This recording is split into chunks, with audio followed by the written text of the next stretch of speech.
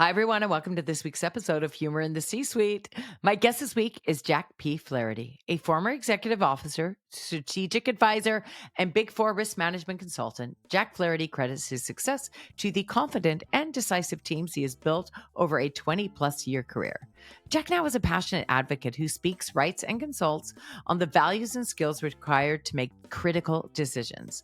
Having conducted thousands of executive interviews, he found high-level decision-making to be one of the greatest challenges we face on a daily basis. I can't even decide what to watch on Netflix. Look, this is a reality that became the catalyst for architecturing a proven and repeatable mythology that transforms individuals into decisive leaders, able to make confident decisions at the speed their roles require. He calls it the decision switch. We had a great conversation because nothing needs humor more than risk management. So please welcome Jack P. Flaherty.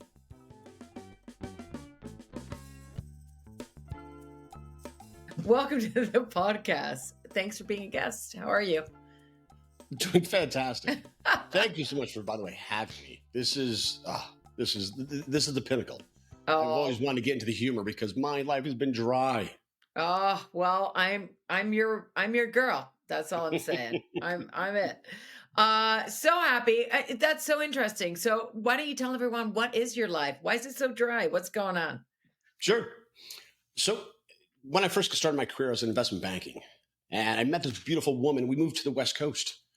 And so at that point in time, investment banking tanked. So I had to go to the world of consulting and got in specifically to the world of risk management. Dun, dun. Which from a career path, I probably would have never chosen. But they wanted my, the credentials. I'd worked for Morgan Stanley on the derivatives trading desk, and I'm not humble bragging, but there's a reason why. Please humble brag, brag. Nice enough to take me under their wing. But in the process is that what they learned quickly is I'm a people person, that I can talk to virtually anybody. I love that. And one of the things that set me apart, I can essentially tell you that your baby is ugly and you still like me afterwards. So whether I was delivering, Sorry, it's true. Yeah. And throughout that time, whether it be doing an assessment, doing a consultative project or transformation, a lot of my work, I speak to the boards or executives, whether it being having a sidebar or whatever. And my job was to make sure that we got everyone aligned with whatever our finding was, and they took action. And so, yes, I've worked at Deloitte for a number of years, worked for PwC for a number of years, had my own firm, for goodness sakes, for 6-7 years. And then I took the journey into the crazy world of blockchain and high tech and such. And we won't go down that rabbit hole today. We're here to talk about the C-suite. But yes, a lot of my work was really, it's an essential trait. I did a lot of work in healthcare, for instance. Right. And it is dry and dramatic as the term risk management is. 100,000 people die in a hospital every year because somebody makes a poor choice. Wow. And that's really the driving factor behind my book, The Decision Switch. Yeah. My platform talking about our decisions that we make and wrapping it around that industry or that profession, whatever that situation is. Because I think far too often, we've devolved into this individualistic world where we're sitting here on Zoom cameras. Yeah. We don't think about the macro aspects, terms like empathy and why we need to care about somebody else's, outcome, whether it's good or it's bad. Right. And so that's big driver of what I've done and why I'm, so passionate about this topic. I love that. And also, so how do you use humor in risk management? Can you? It's often really difficult. It's literally like reading an obituary. Yeah. For God's sakes, one of the most traumatic things that ever happened to me, and it's not funny at all, was when I got my first C-level executive, dismissed from the role. Yeah. And that just shifted how I engaged all of my clients going forward. It was by being empathetic and building that relationship. And so the humor happens in the sidebars, the pre-conversations, those types of things, because they want to know you're a human being. Yeah. And that you're not there just to take their job out or make their life difficult. And that, in having a levity and being able to talk about that really unlocks those conversations, because that's when the good stuff really comes out. I love Um, that because yeah, there is so much humor is so great at breaking tension. Okay, so let's start here. Do you have a favorite joke? I am terrible about telling jokes, but you asked me for a story, and I can jump into that one. Okay, you So can jump. yes, I'm. Even though my name is John Jack Patrick Flaherty, and I'm supposed to know every riddle known to man, my delivery's terrible. So I'm not going to take your time, but I will jump into. My teams have always been fascinated why I'm so particular on email addresses, making sure emails are crisp and great. And why is that?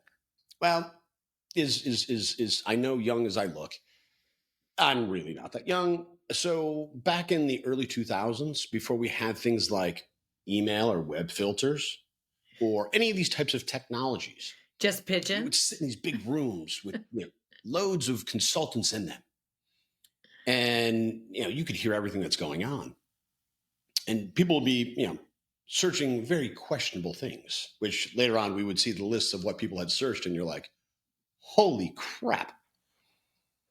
So I had a consortium, both male and female, and we would send, for better words, obnoxious things that we'd found on the web, in the interweb. And there was this one Thursday, I'll never forget it. I had Brian, won't call his name out, comes running over my computer. He's like, Jack, did you get my email? And I was like, I have no idea what you're talking about. He's like, come on. So he pulls me aside. We go into an office because he doesn't want anybody hearing this. Remember, this is like the early 2000s. Like I think it was like 2001, 2002, 2003. Yeah. And people used to play games. And he shows me the email that he sent. And it's a very professional looking email. It has a link that you click.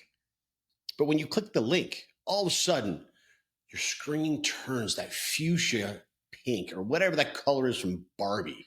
Yeah. And in big, bold black letters, it's screaming, I'm watching porn. Oh. And it starts putting out an alarm left, right, and center. Why I literally almost like lost myself. My name is Jack Flaherty, which, yes, I know there's a professional baseball player, but also there was the lead client service partner for a small organization called Microsoft. Oh my god. His name as well was John Flaherty. And so, since he had gotten hired in the firm before I did, his email address was jflaherty at the firm. My email address was jaflaherty at the firm. Oh my Needless god. to say, within 20 minutes, I get an email back for going to me, and a separate one that goes to Brian, the individual who sent the email, is like, what is this? Tell me the background story about it. And my own defense was, it didn't come from me. My Wow. friend literally lost his mind. Oh yeah. And it was the great days because it was before we actually took electronic tracking of time records. And so you didn't really know who was in the office and who wasn't in the office. So I Yeah. loved this partner because he just pushed the button on this guy and he's just like, all right, what happened? He's like, well, I left my computer open. Somebody must have got on my computer and sent this out. Oh. Completely lying through his teeth. And he's like, send me a record of everybody that was in the office that day. Oh my And god. my buddy's just like, well, we don't keep clear evidence here. So this is why I tell my teams, make sure you Always. have the right email address. Don't Always. screw up your emails. But needless to Yes. say, the funniest thing for the rest of the day was, in the room that I was in, every 5 minutes you would hear the sounding of alarms and the I'm watching porn wet. So, yes, it's So kind of funny. sweet, but when you're talking about the lead client service partner from Microsoft, Yeah, dear God. absolutely. Absolutely. Oh my gosh. I love it. But look, you're such a funny guy anyway, just chatting with you. Do you use humor a lot in your day-to-day life? Absolutely. I mean, it's better with my calling card. Yeah. I used to have a dual identity in my life What? because I worked again in the world of risk management. My wife, you know, put up with my shit for the last 29 years, but she's a fashion designer. So I Right. worked in the world of derivatives. I worked in the world of risk management. I'm, a CISP or a certified information security professional. Yeah. The blockchain. I was doing data integration for healthcare. At one point in time, I finally came up with the perfect answer to every time someone asked me what I did for a living. Because we were those hip and trendy, kids that were going out in Hollywood, and because I live here in Los Right. Angeles. They say, Jack, what do you do? Like, how do you got nice watches, whatever. What do you do? And I'd say, may he rest in peace. But I would say is, do you know the TV show Friends? And they say, of course. I'm like, do you like the show? Of course. What do you think of Chandler? Oh, he's awesome. What's Chandler do for a living? And they would look at me and they're like, I have no idea. And I'm like, let's keep it that way. I love that.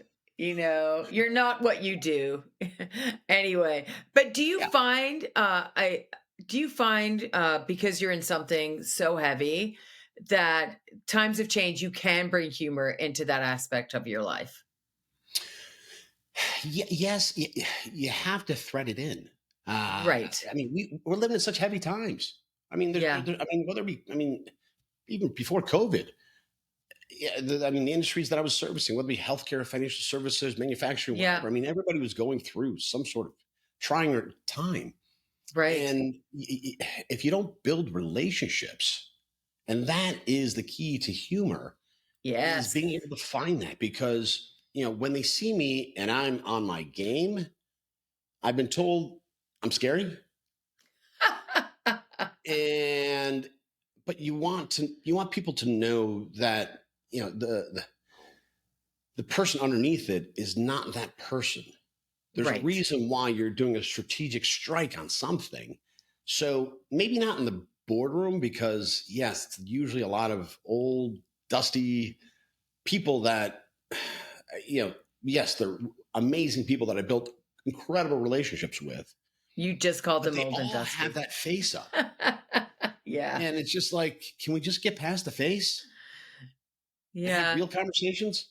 And so I try to, but often it's just a matter of you got to have that personal relationship beforehand, Yeah. and Read that your way room. they're not expecting it at that point in time, but they also know that you meaningfully believe in the information that you're sharing, and that you mean the Right. best for the organization, and you're just not here to make yourself look great.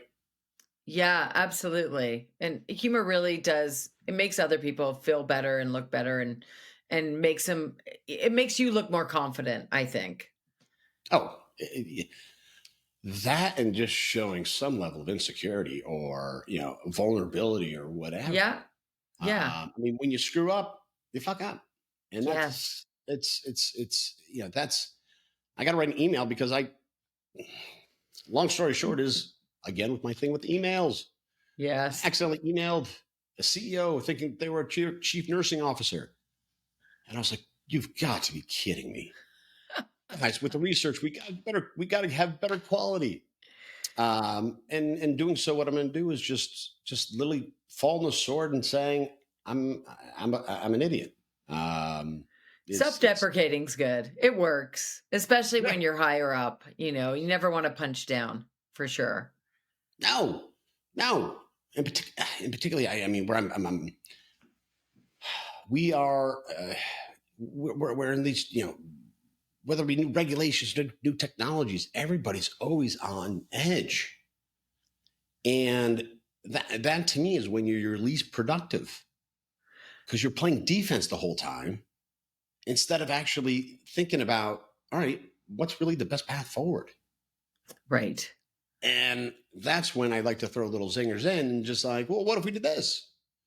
Right. Just kind of to expand their mind. Yeah. And do you find it's very the C-suites that you're dealing with now are more intergenerational? And does the humor differ there? Uh, Yes. What's funny though is I try to you got to choose your audience, Yeah. and it's funny how it's switched.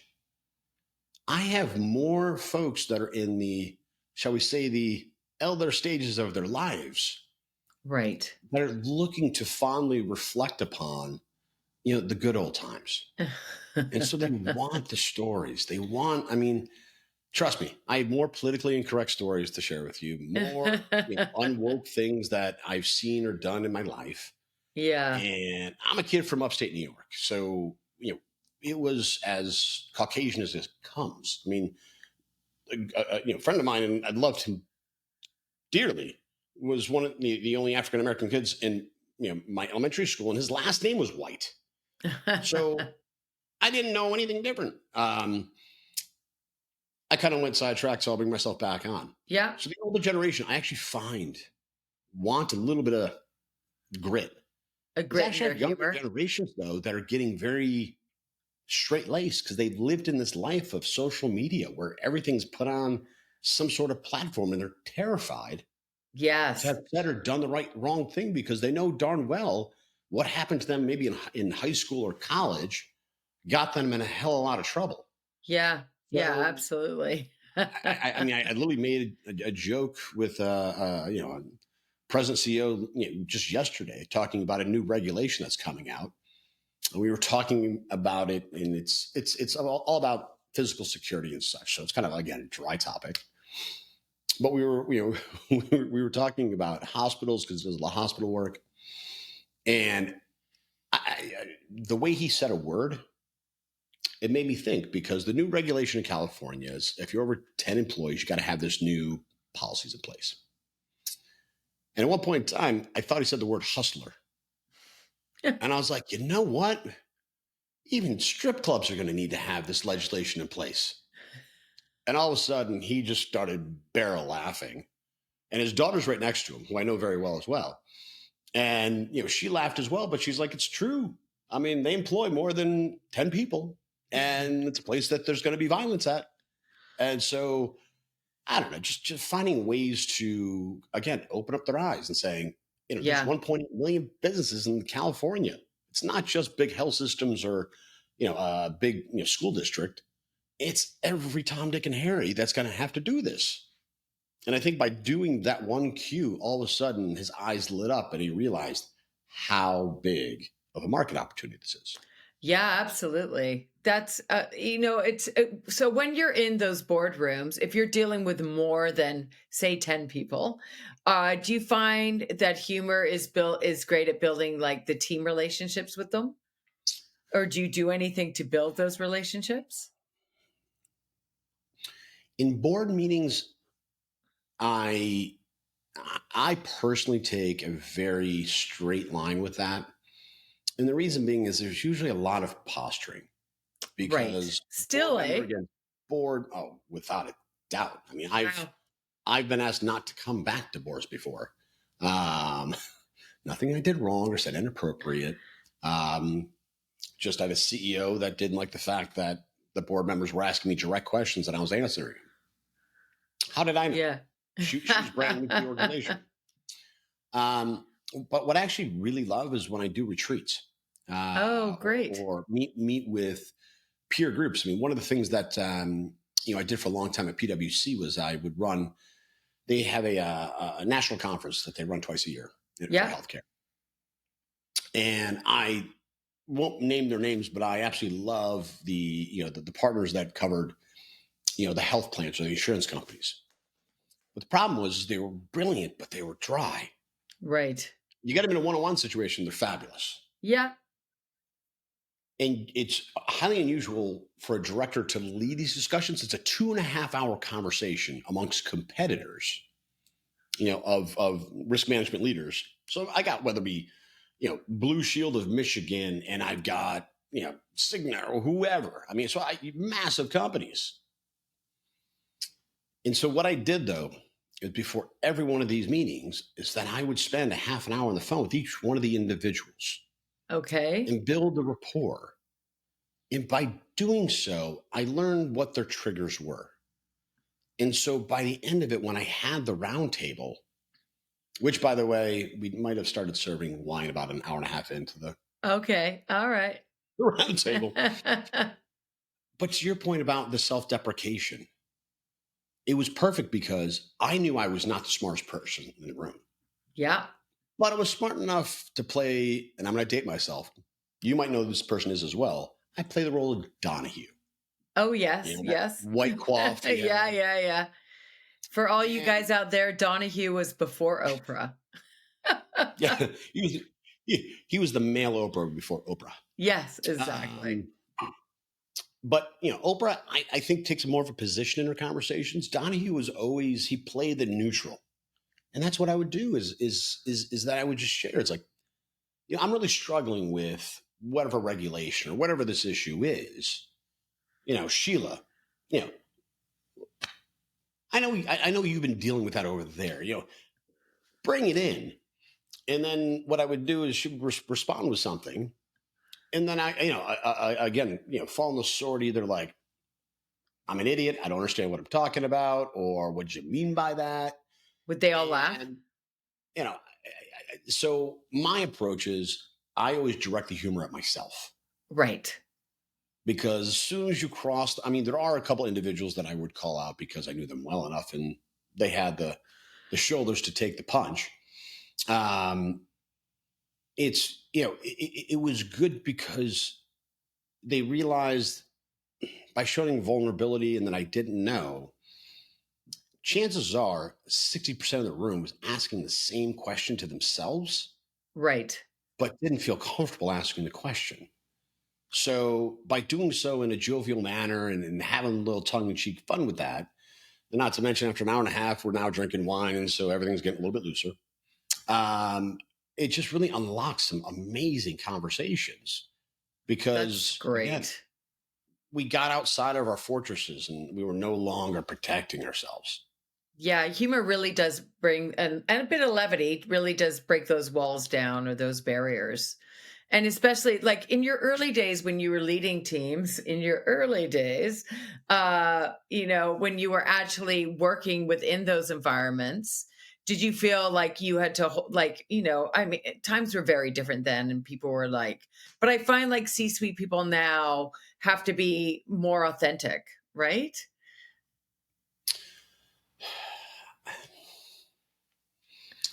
I think authentic, yes. What I would probably put the lens on is I think organizations are getting smarter Right. and they're making sure that they're actually bringing people into the C suite that actually know what they're talking about. And I don't mean this in any disrespect to 10, 15, 20, and God knows 100 years ago, where your board of directors might have been the wealthiest people who lived in that town. Right. And so they may not have known anything about whether it be textiles or healthcare or whatever. They were just, it was almost like a social gathering. And so now there's a hyper focus on making sure that you've got diversity, that you've got, you know, that diverse gender, you've got folks that are, whether it be deep in information security or finance or whatever. And so I'm finding it's actually the organization and their governance is getting much more specific in the types of individuals that they want Right. versus this being kind of like, the social hour of Beverly Hills. Right. Or the Beverly Hillbillies, whatever. Now I'm aging myself. I watched it. I loved it. Have you ever encountered challenges when you do use humor and it doesn't hit? Oh, yes. Yeah. And it's really difficult to recoil from that one because it's in those situations where again, if you got somebody dry that's judgmental that may be insecure for themselves, they then use it as a weapon against you. That Right. Jack didn't take this seriously enough or whatever. And so those are the challenging situations, or Yeah. maybe even somebody passing wind in the middle of a board meeting, and you're like, Okay. I'm dying to laugh right now, but I can't. And But that's we happened at can't. least a handful of times. Are you serious? Like hot yoga, you know what I mean? Little downward dog, doesn't matter. The guy in front of me looked like a poodle was hanging out of his pants. Doesn't matter. I quit hot yoga. That's actually how two of my wife's best friends met.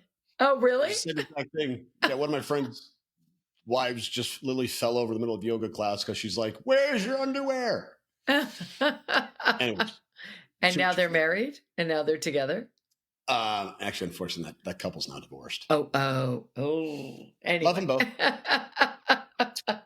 It's LA. What do you? I mean, 50% of marriages. Oh, yeah, there Uh, you go. Well, see, you're one of the few and far between. Do you my wife is find 18 your years humor dating. is very different in terms of like when you're at home or with your kids and when you're in those environments where you feel like you have to be a bit more professional? Yes, absolutely. I mean, it's part of the reason why I went down the path of doing much more speaking and executive coaching and consulting, because Yeah. that's what I enjoy. It was I've got amazing relationships with my daughters. I'm still blessed. They're 13 and 14, and they still like to hang with me. So I'm my wife still likes me. My French bulldog, she was sitting here, feet snoring. Some reason people still like me. Um, but absolutely yes. But it was funny. My youngest, yeah, they both have insightful statements. But she's like, "Daddy, you don't act your age." Good. She was like, "You don't act like any of my parents, my other friends' parents." And I was like, "Well, do you want me like that, or do you like me like this?" Yeah. And they said, "I'd rather have you." Yeah. And That's that's, nice. and I mean, whether I mean at home, I mean, I built a community of over 200 dads for a dads club. Oh, that's great. And how I did it was all self-deprecating humor, where I'd send out an email Yeah. and make fun of a couple people, and I set no expectations. Um, Somebody's like, "Well, do you want our good RSVP list?" I'm like, "No." I'm like, no. if you're coming out and I'm coming out and we have a beer and a burger, great night. If we get 40 people, even better. Yeah. Um, but yeah, going back to the world of risk management, Yeah. it's again, it's we are not paid to tell you that you look good today. No. I get that. And usually what we're going after is usually some pretty alarming stuff. Right. I was about to drop the shit word, but I mean it's scary what can happen and the poor choices that we make. Right. And Yeah. I would love to bring some levity to get into that situation. And it's actually one of the ways that I do it in my sidebars Yeah. is that I'll meet with my clients ahead of time. Be like, all right, let's talk about this.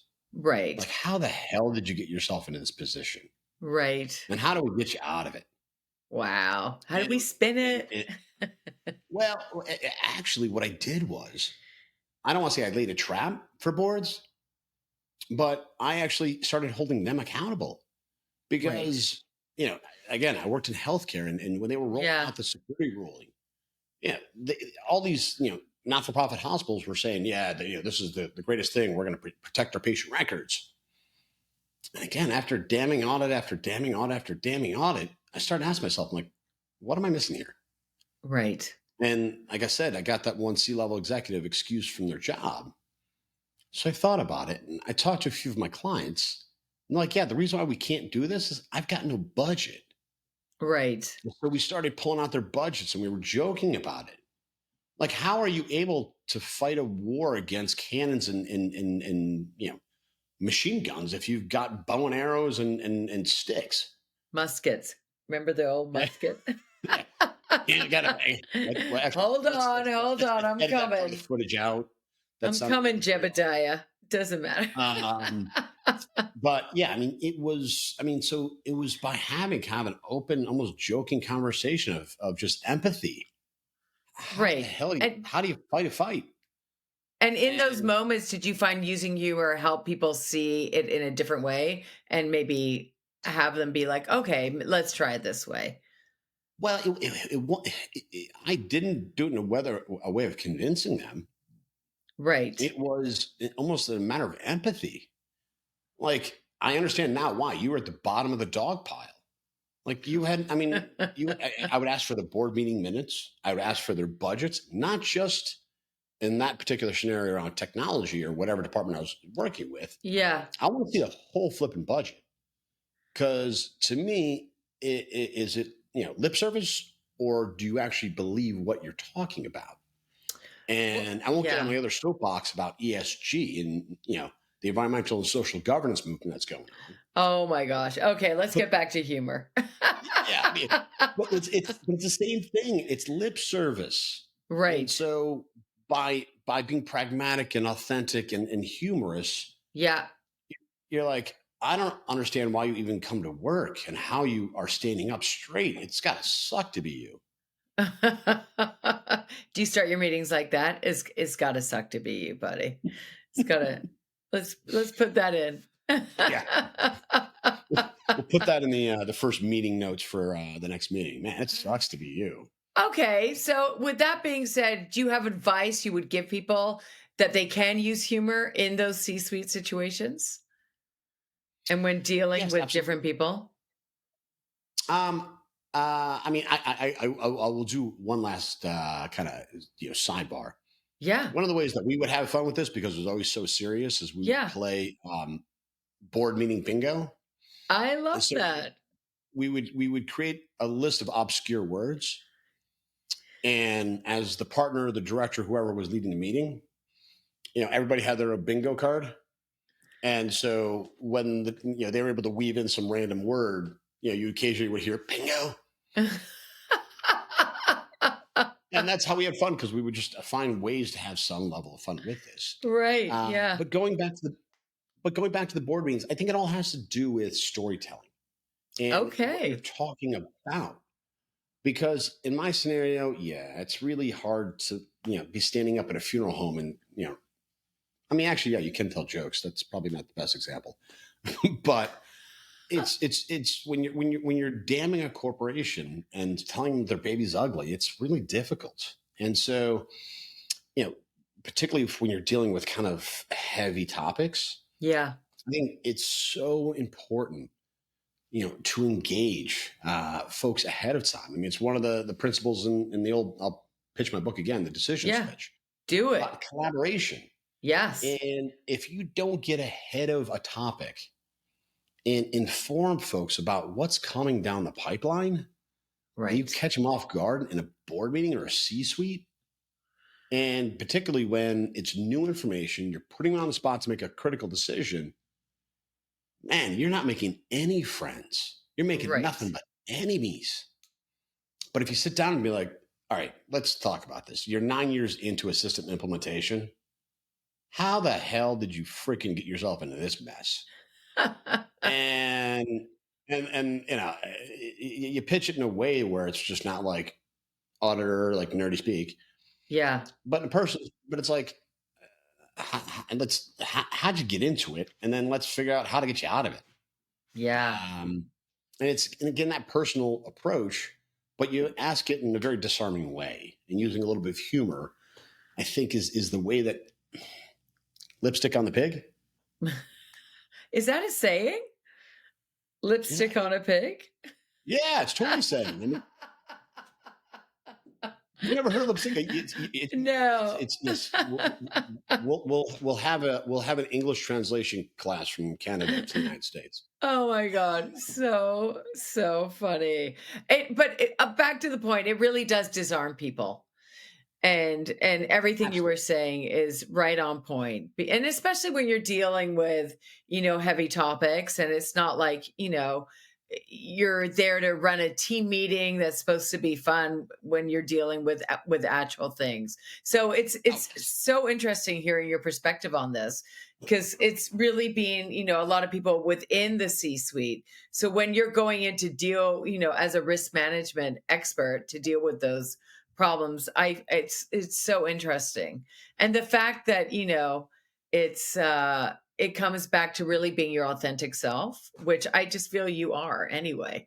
So, I mean, with my teams, it was because if you think about it, I mean, I'm sending them out into the battlefields. yeah, I mean, I know the conversations they're about to have. And it's Right. actually one of the greatest things that I would love doing. I love mentoring. It's probably Yeah. the reason why I stayed in the profession for so long is having these young professionals that are Right. just green, Mm. yet they want to take over the world. Right. And they think they've just got the best job known to man. And then they realize that they're in risk management. Um, it's not a bad field. By the way, do we have the same coffee cup? Hmm. I think Um, we do. Yeti, Yeti, Yeti. Mine's my wife's. I mean, Hmm. not that teal green is a bad color either. Um, yeah, but one of the things that I would do is I would sit down. They would come to me and they would say, "I want to lead the next meeting," and I would Right. obviously put them in a board meeting, but it would be with some executives. And so what I would do is I would have a prep call, a conversation, like run me through your things, and I'd be the pain in the ass. I'd ask the dumbass questions and make them feel all awkward. Yeah. But what then I would do is like, I listen, you've got it, you've got the stuff down. I beat you up. So, but when we go in that meeting, realize if I tell a joke or I take something a little bit sideways or I actually get you back on track, just just just calm down for a second, just stay quiet. When I go quiet, you can start speaking again. And it wasn't just for the board, but it was also for my team. Right. Because again, with humor, with levity, with getting personal, you're able to mentor and support these people to take the leap to the next level. And because I mean, I know you speak and I speak, and for your audience that are leaders, you know, I'll just tell you right now, we all get scared shitless when we're faced with a big talk, particularly when you're again going to tell somebody that the baby's ugly. And that's a really bad night's sleep beforehand, and Oh after my God. you didn't have like cool little apps like Talkadot and such. Yeah. I don't know how it was received. So you're thinking you did a great job, but there's no feedback because again, when you're you know reading obituary, nobody says you Yeah. did a great job with that. Right. And doing that with my teams, but in a relationship based, levity based, whatever you want to call it, base, Yeah. it calmed them down. But then also giving them the air coverage during the meeting is Right. what allowed them to succeed. So with your audience, I know it's predominantly for executives, but I would challenge your audience and your executives that if you really want to build the next generation, which I think more so than ever in my life, do we have a generation that's in desperate need of coaching, of mentors, executive functioning skills. It's now. Yeah. And if you don't build relationships with them, they're isolated. And it's creating mental health issues. I mean, there's loads of evidence showing this. Absolutely. And humor really does build those relationships. Oh, One funny story, I feel this way, so do I, what's in common. Yeah, absolutely. You're amazing. Okay, so I have to ask you, do you have your funniest story ready? That's the funniest thing that's ever happened to you ready? well, I mean, I kind of started with the story that I was going to go with. I'm trying to remember what the Oh, funniest okay, okay. Yeah, no story. worries. I mean, I've got so many, but now that we were woke and we're politically correct, and I lived the life of Riley during the the 90s and thousands and such. It's difficult to go back, but Well, you don't have all to. right. So this is not C-suite, but it is That's kind of okay. it's kind of disgustingly funny. Yeah, So my good. first Let's so do my it. first job out of college, Yeah. I worked on a derivatives trading desk. And so for your audience that doesn't know what a derivative is, you're actually buying the opportunity to buy something. So you're not actually really buying anything. Which is funny in itself. Oh, bananas. It's absolutely bananas. So I worked in the hippest and coolest trading desk in the world, Morgan Stanley. We were in corner of Times Square. We were the bee's knees. Guy next to me was making $15 million a year as a trader. And he all he did was graduate from college with a bachelor's. But man, was he street savvy. These guys are ultra competitive and they will bet on anything. As but one example, the Super Bowl box. They do one of box pools for Super Bowls. Each box is worth $10,000. And this was, by the way, 20 years ago, more than 20 years ago. And it was whoever had the winning score won the whole thing, $1 million. Wow. So I remember one year it was a trader's assistant who made probably 35, 40 grand a year. Yeah. Made $1 million off of this box pool. Anyways, so they were so competitive. Two traders, and it was back in the days of the hoots. So they'd be talking to the trading pits of the Chicago Board's options exchange. And somebody got into a discussion about, can you drink a gallon of milk in an hour? And it was like because speakers everywhere. Everybody can hear this conversation. And they finally said, all right, let's put it down. I'm putting down 10 grand. You're putting down 10 grand. Long story short is trading desks around the world were throwing money at this. I mean, there was well over $500,000 on this bet. And they found this poor trader system. It wasn't me because I wouldn't have been dumb enough to do this. Yeah. I'm sure they paid the guy well enough. And so over the course of an hour, I think they had him drinking maybe even cream. Like somebody had upped the ante. And it was like literally like, Marv Albert, 15 minutes in. All right, he's got down the first quart. All right, he's slowing down, but he's got the second quart by maybe the 35th minute. And it was like the 53rd minute in.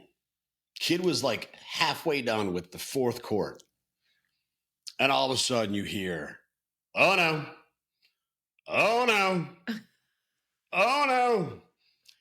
And apparently this kid had been drinking the milk on the trading desk and proceeded to projectile express himself across the computer systems. And so needless to say is in virtually every other language of the world, you hear everybody just, no, or celebrating that they won a bunch of money. So that one's off the top of my head. I got a lot. That is a great story. Yeah, it was a crazy time. That was crazy. It was bullshit about the desk I was on. Yeah. We'd had Smith and Walensky's delivered to us at the offices. It was bananas. I can't believe that's all going on. And we're like, oh, it's world trading. You're all betting on if this kid can drink enough milk to get a box. I mean, it's all gambling. I mean, think about it because you're taking a position. Yeah, it's making informed choices. Oh my gosh. If you read the medical literature, you would realize that you can't drink a gallon of milk in an hour. Yeah. But you tried. I'm sure he got a good bonus that day. Oh, yeah, absolutely. This has been amazing. You're amazing. I love your energy, everything about you. Thank you so much for being a guest on Humor in the C-Suite. Yay!